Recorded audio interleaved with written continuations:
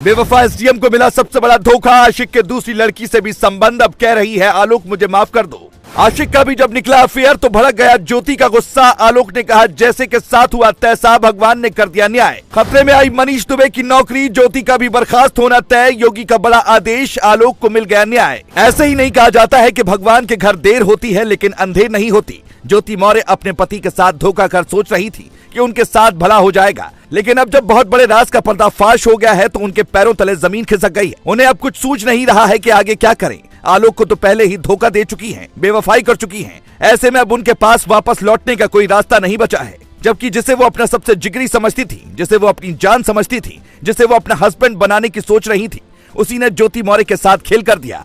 ज्योति मौर्य और आलोक की शादी 2010 में हुई थी। तब आलोक को यही लग रहा था कि उनकी जिंदगी शान से गुजर जाएगी, क्योंकि उनकी बीवी उन्हें काफी ज्यादा समझती है। आलोक और ज्योति के बीच शादी के बाद रिश्ते भी बहुत अच्छे थे। ज्योति ने पढ़ाई के लिए आलोक को मनाया था।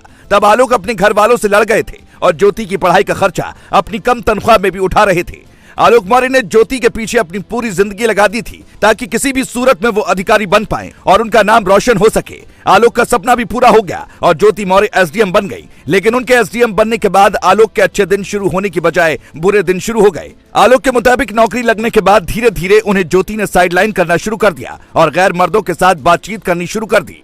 अब क्योंकि ज्योति बड़ी अधिकारी थी और आलोक एक सफाई कर्मचारी थे, इसीलिए वो ज्यादा कुछ अपनी पत्नी को नहीं बोल पा रहे थे। कुछ एक बार उन्होंने हिम्मत करके ज्योति से सवाल जवाब भी किए तो ज्योति ने साफ साफ कह दिया कि वो उनके मामले में ना पड़े, काम को लेकर वो लोगों से बातचीत करेंगी। मतलब ज्योति ने बहुत ही चालाकी के साथ आलोक को बेवकूफ बनाया और उनके पीठ पीछे ही खेल करती रही। लेकिन उनके खेल के बारे में 2020 में आलोक को पता चल गया। आलोक ने आरोप लगाया कि 2020 से ही वो मनीष दुबे नाम के कमांडेंट से बातचीत कर रही थी। दोनों के बीच प्यार मोहब्बत वाली बातें व्हाट्सएप पर हो रही थी।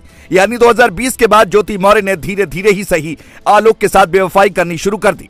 लेकिन जब पानी सिर से ऊपर गुजर गया तो आलोक का सब्र भी जवाब दे गया और उन्होंने खुलकर ज्योति मौर्य के खिलाफ आवाज उठाने का फैसला किया। पिछले 10 दिनों से आलोक लगातार न्याय की गुहार लगाते हुए ज्योति के खिलाफ एक्शन की मांग कर रहे थे। हालांकि पुलिस और प्रशासन भले ही आलोक को न्याय तुरंत नहीं दिला पाया, लेकिन ऊपर वाला सब कुछ देखता है। मीडिया रिपोर्ट की माने तो ज्योति मौर्य के आशिक के कुछ दूसरी महिलाओं के साथ संबंध की बात भी सामने आ रही है। यानी अगर ज्योति ने अपने पति आलोक को धोखा दिया तो वहीं उनके साथ भी उनके आशिक ने खेल कर दिया। खबरों की माने तो मनीष दुबे के कुछ और महिलाओं के साथ संबंध है। अगर इन बातों में सच्चाई है तो ये ज्योति के लिए किसी बहुत बड़े झटके से कम नहीं है, क्योंकि जिसके लिए उन्होंने अपने पति को छोड़ने तक का फैसला कर लिया, कोर्ट में अर्जी दाखिल कर दी ताकि तलाक मिल सके, अब उसी आशिक ने उनके साथ धोखा कर दिया। इसीलिए अब सोशल मीडिया पर लोग कह रहे हैं कि ज्योति मौर्य के साथ भगवान ने अच्छा किया और आलोक मौर्य जो अच्छे इंसान हैं उनके साथ भगवान ने न्याय कर दिया।